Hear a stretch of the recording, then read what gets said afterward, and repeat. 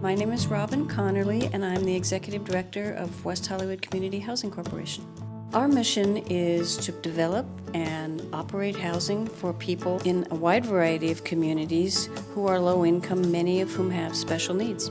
People fall into a myriad of conditions, and our primary purpose is to really help them stay or get connected to the services that they need so they can have quality of life and live independently.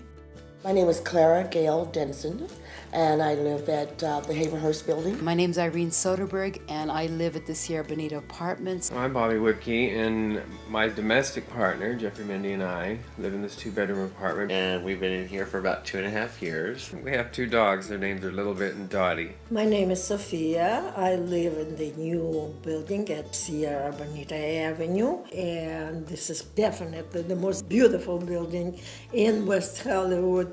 I'm Trip Mills, and I'm the Director of Resident Services. My role as Resident Services Director is to make sure our residents have as much support as possible so they stay housed, and that we give them the best quality of life that they can achieve. And we make sure that those buildings are operated so the rents stay low for virtually forever. West Hollywood, in many respects, is like a small town. I feel safe. The people are friendly. It really does feel like a community. It's such a lovely town, and I have seen so much compassion and friendliness here. I was born in Beaumont, Texas on July 12, 1948, and I got polio at the age of 3. And my claim to fame was that I was the first colored female child to get polio.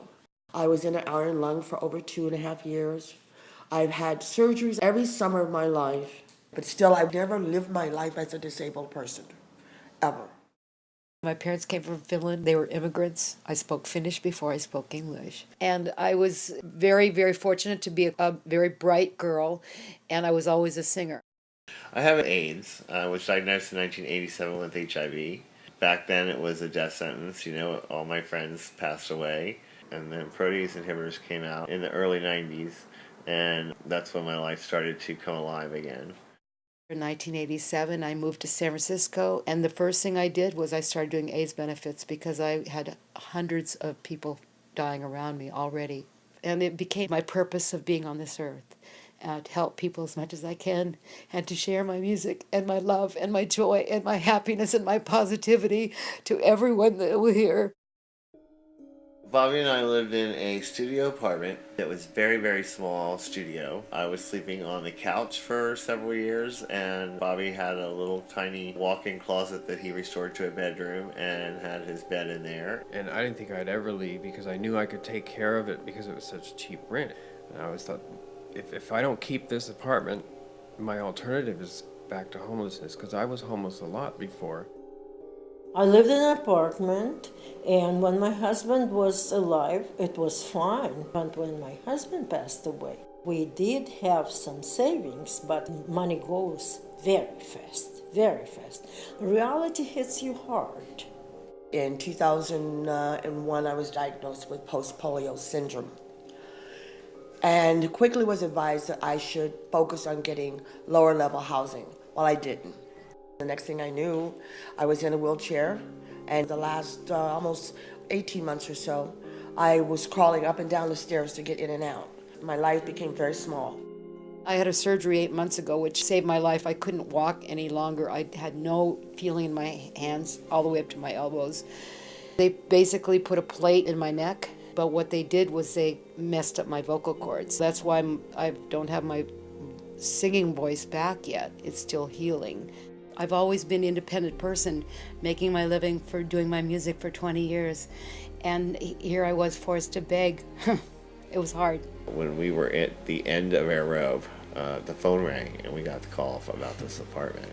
In West Hollywood, we house approximately 450 residents who, without this housing, may be on the street, may be living in poor conditions. I was walking by when this building was being built, and I didn't even dare to dream of ever living in this building. And they did this lottery thing, and I picked 104, and I said, well, they're certainly not going to call me. And Then I got a call, and I came and I got this wonderful new home. And I just truly believe that it was divine. Because within a month after I got this new home, I got a job.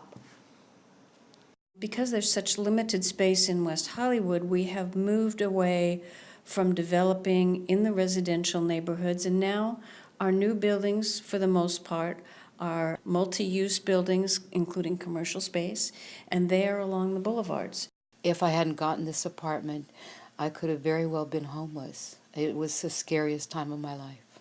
The people that run this, who have the compassion to allow this to happen, and the funding that comes from whomever it comes from, we're just so grateful that we were chosen to be allowed to live here.